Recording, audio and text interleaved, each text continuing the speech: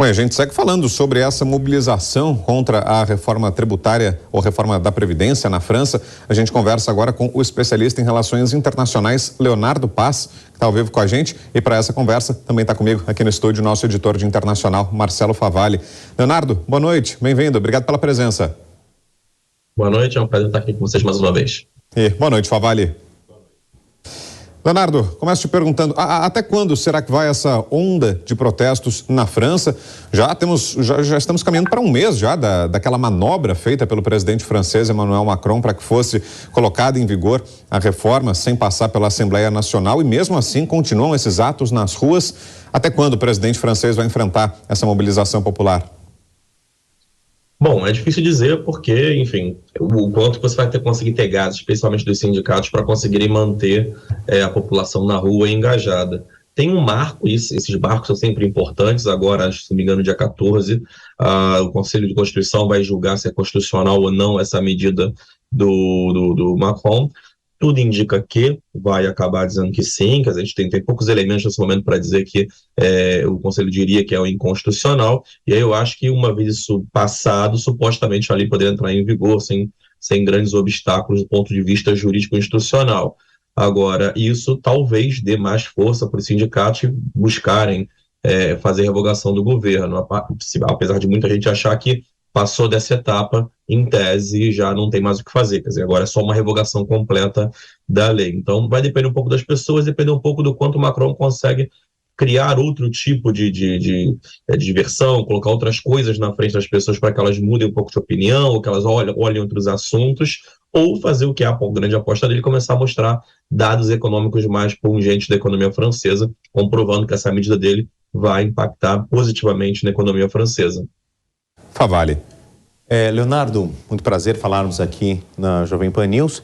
É claro que a gente tem uma queda de braço. Por um lado, centrais sindicais empurrando a população que vai sofrer os efeitos dessa reforma previdenciária, e do outro, o presidente que diz que não vai mover nenhum passo para trás depois da decisão dada. Muito bem lembrado, semana que vem tem esse Conselho Constitucional que tudo indica vai chancelar a ordem do presidente. Agora, paralelo a tudo isso, a gente tem que olhar para os números da popularidade de Emmanuel Macron, que estão derretendo.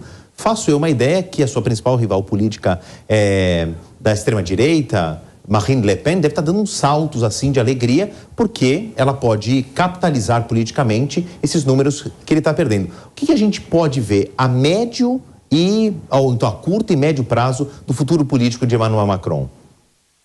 Esse ponto é bom, né? Porque na realidade eu diria que não só a Marine Le Pen, mas eu acho também o Mélenchon da esquerda, eu acho que ambos os polos um pouquinho mais extremos, uma vez que imagina-se que o Macron ele domina ali, ele é o centro-direita, mas ele pega um pedaço da centro-esquerda também, estejam felizes, porque o centro, de certa maneira, está impactando as pessoas de uma maneira que muitos vão dizer autoritária ou coisa parecida, porque você tomar uma medida tão importante como essa, com pouco debate e via mecanismos enfim, legais, porém sem debate, sem colocar para a sociedade e tirando um pouco o Congresso disso tudo. O que é importante perceber é que na última eleição, agora, ano passado, em primeiro turno, o Macron ele ganha muito bem da Le Pen no segundo turno, né? Ele faz quase 60% e com grande folga, mas viu que no final das contas, todo mundo da esquerda foi para o lado do Macron. Se a gente olha os números do primeiro turno, o Macron ganhou por pouco. Ele ficou ali com uns 27%, a Marine Le Pen com uns 23%, 24%, e o Mélenchon, que era uma esquerda mais à esquerda do que o centro, né? Vamos lá, tem gente que chama de extrema-esquerda, ficou com 21%.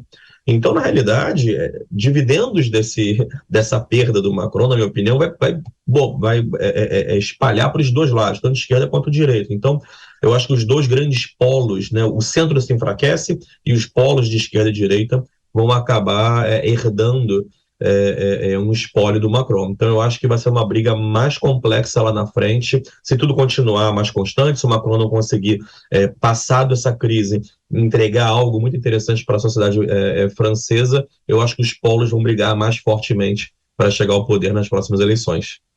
Leonardo, você falava na resposta anterior sobre supostos ou prováveis números positivos da economia para animar um pouco o ânimo do parisiense, do francês de um modo geral, para tentar diminuir essa margem de rejeição ao governo Macron que está crescendo. Mas, de fato, esses números econômicos com essa mudança na reforma da Previdência, convenhamos que elas vão levar um tempo ainda para serem sentidas, porque a lei, colocando em prática esse ano, 2024, o ano que vem, ainda vai levar um tempo para surtir uma diferença, porque até 2030 esses ajustes vão sendo feitos na legislação até para dar direito quem está se aproximando da aposentadoria, fazer ali uma taxa de transição. Agora, não me parece que seja apenas uma coincidência a visita do Emmanuel Macron a Xi Jinping, né? Estamos falando da segunda maior economia da Europa, falando diretamente com a segunda maior economia do mundo. Os dois têm um ponto em comum, embora estejam em polos opostos do mesmo eixo, que é a guerra na Ucrânia.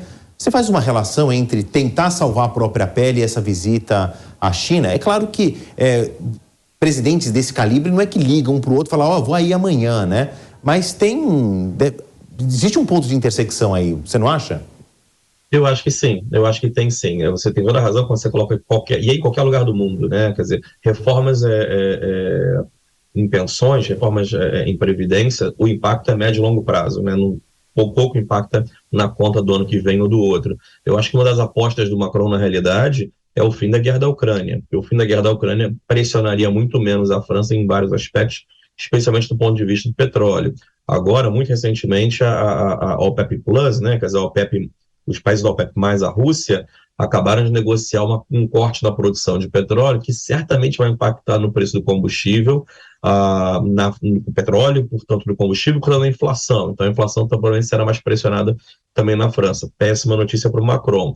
A China traz um componente interessante, caso o Macron engaje bem, de investir na economia, enfim, melhorar o comércio, e talvez, quem sabe, inclusive fazer com que a China acabe apoiando de uma maneira ou de outra uma negociação para a paz, forçando a mão da Rússia a sentar na mesa e aceitar algum tipo de condição.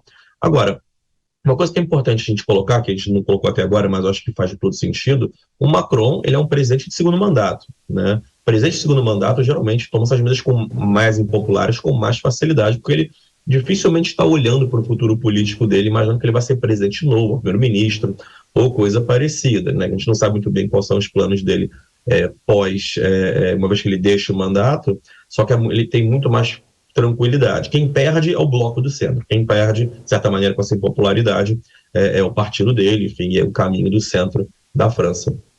Agora, Leonardo, queria aproveitar a sua presença aqui para que você fizesse uma análise geopolítica mais ampla sobre o que você projeta como um futuro político pro globo como um todo, né? Será que é um momento em que a direita começa a ganhar força novamente e se prepara para talvez uma nova onda conservadora, como nós tivemos alguns anos atrás, né? Com eleições em vários países de líderes de direita, aqui no Brasil com Jair Bolsonaro, Donald Trump nos Estados Unidos, isso ali entre 2015 até 2018. Depois veio uma onda contrária, né? Aqui na América Latina com muita força, líderes de esquerda acabaram se elegendo, na Europa também, hoje majoritariamente, mas será que agora a gente não pode caminhar para o inverso, com esse desgaste, por exemplo, de Macron na França? Na Argentina teremos eleições esse ano, o deputado Javier Milei, que é comparado a Bolsonaro, né? Chamado de Bolsonaro argentino, está liderando pesquisas. Donald Trump, que enfrenta esse episódio aí da acusação de suposto suborno da atriz pornô, pode sair até fortalecido. Bolsonaro também aproveitando esse desgaste inicial do governo Lula. Você imagina que a tendência é que a gente caminhe para um ciclo de alternâncias e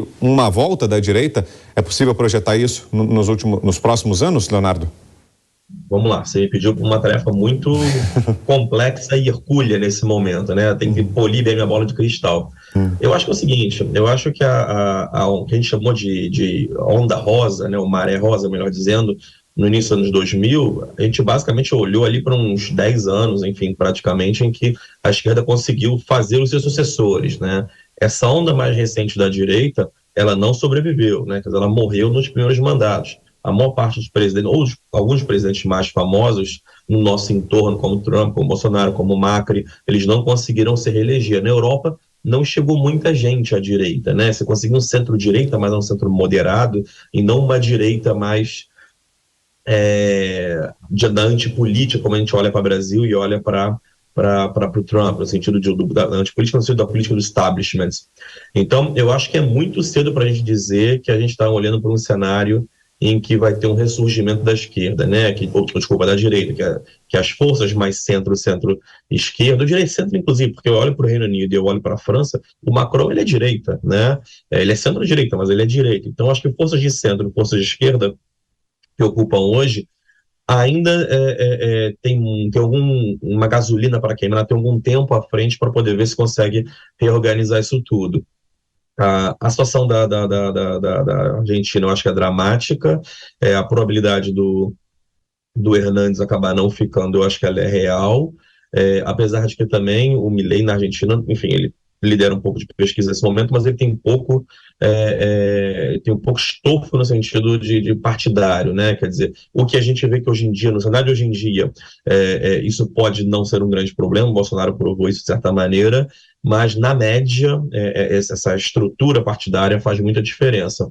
Se eu fosse tentar te dar alguma informação, para a gente não sair daqui com muitas dúvidas, né, eu colocaria um ponto como fundamental para a gente olhar, e dali em diante a gente conseguiria olhar com mais clareza se existe um caminho ou não. E aí eu acho que você já bateu nesse ponto, que é a possível eleição do Trump. Eu acho que o Trump consegue passar pelas primárias agora dos republicanos contra o DeSantis, e se ele consegue eventualmente ganhar de quem quer que seja o seu rival democrata, eu acho que ali a gente está no momento que a gente pode começar de fato ter mais ainda sem mão da reversa de direita a partir dos Estados Unidos. Os Estados Unidos ainda é uma força muito importante que emana inspiração e emana, como eu posso dizer, apoio político de fato, não só para políticos, mas para a massa de fato mais à direita no mundo, movimentos mais populares, movimentos mais que a gente chama de grassroots, no final das contas. Então, nesse momento eu acho que é muito cedo para dizer isso, eu acho que ela tem muito,